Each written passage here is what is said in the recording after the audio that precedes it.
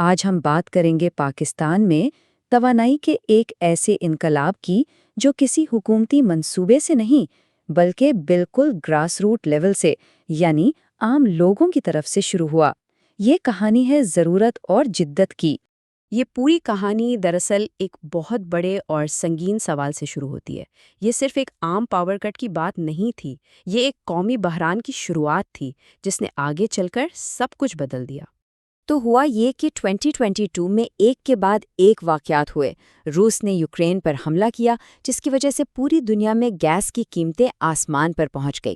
اس کا سیدھا اثر پڑا پاکستان پر، جہاں شدید گرمی کی لہروں نے پہلے ہی بجلی کی ڈیمانڈ بڑھا دی تھی اور پھر ملک گیر بلیک آؤٹ ایک معمول بن گئے۔ تو آئیے سب سے پہلے اس بحران کی جڑ کو سمجھتے ہیں، وہ مسئلہ جس نے اس غیر معمولی تبدیلی کی بنیاد رکھی۔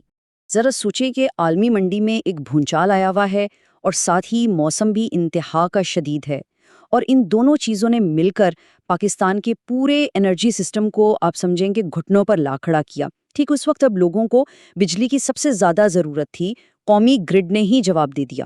لیکن کہتے ہیں نا، ہر بحران اپنے ساتھ ایک موقع بھی لاتا ہے۔ تو اسی مسئلے کے بیچ سے ایک ایسا حل نکلا جس کی کسی کو امید نہیں تھی، ایک ایسا حل جو عوام نے خود اپنے ہاتھوں میں لے لیا۔ تو پاکستانی شہریوں کے سامنے، جن کے پاس وسائل تھے، ایک بہت واضح انتخاب تھا۔ ایک طرف گرڈ کی بجلی تھی جس کے بھاری بھرکم بل تو ہر مہینے آتے تھے، لیکن بجلی خود ناقابل اعتبار تھی۔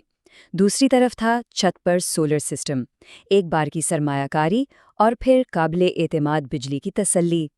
اور یہ صرف کوئی جذباتی فیصلہ نہیں تھا، بلکہ ایک بہت سوچا سمجھا معاشی قدم تھا۔ جیسا کہ رینیویبلز فرسٹ کی نبیہ عمران کہتی ہیں، لوگوں کو اندازہ ہو گیا تھا کہ بار بار بھاری بل دینے سے کہیں بہتر ہے کہ ایک ہی بار سولر میں سرمایہ کاری کر لی جائے۔ اور اس تبدیلی کی رفتار، وہ تو کمال ہی تھی۔ سوچیں، صرف چند سالوں میں شمسی توانائی سے بننے والی بجلی کا حصہ سیدھا 5 گنا بڑھ گیا۔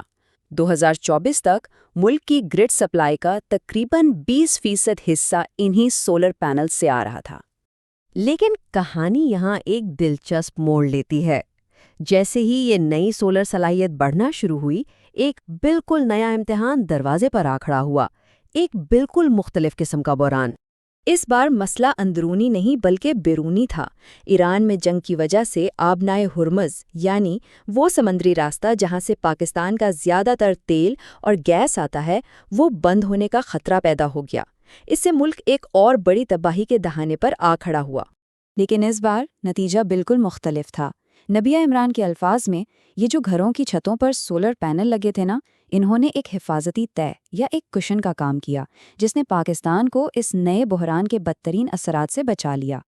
اور اس کا معاشی فائدہ؟ وہ تو بہت ہی بڑا تھا۔ فروری 2026 تک اندازہ ہے کہ ان سولر پینلز نے پاکستان کے تقریباً 12 ارب ڈالر بچائے۔ یہ وہ پیسہ تھا جو تیل اور گیس خریدنے پر خرچ ہوتا۔ لیکن یہ خوشی کی داستان ابھی مکمل نہیں ہوئی۔ یہ ایک بڑی کامیابی ضرور ہے، مگر ملک ابھی بھی پوری طرح خطرے سے باہر نہیں نکلا ہے، اور بڑی کمزوریاں اب بھی موجود ہیں۔ اگر ہم پاکستان کے انرجی مکس کو دیکھیں تو تصویر واضح ہو جاتی ہے۔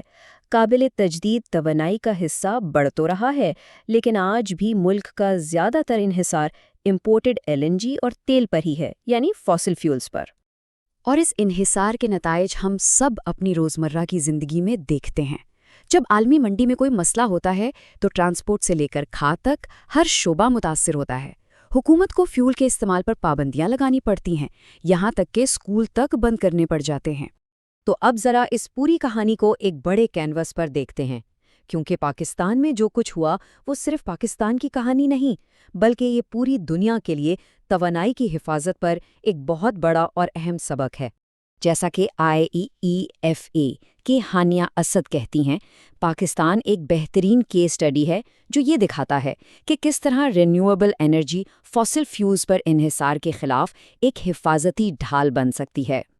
اور یہاں ہمیں ایک بہت بنیادی تبدیلی نظر آتی ہے۔ یہ جو قابل تجدید توانائی کی بات ہے نا، یہ اب صرف ماحولیات یا کلائمیٹ چینج کی بات نہیں رہی۔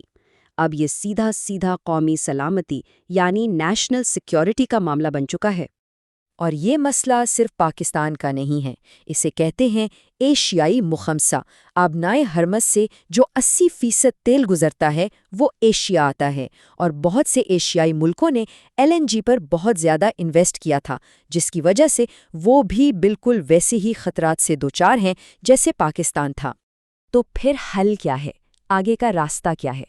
ایمبر کی دنیتا ستیاوتی کے مطابق اس کا حل 3 چیزوں میں ہے: قابل تجدیدی توانائی، ایک مضبوط گرڈ سسٹم اور ساتھ میں انرجی سٹوریج۔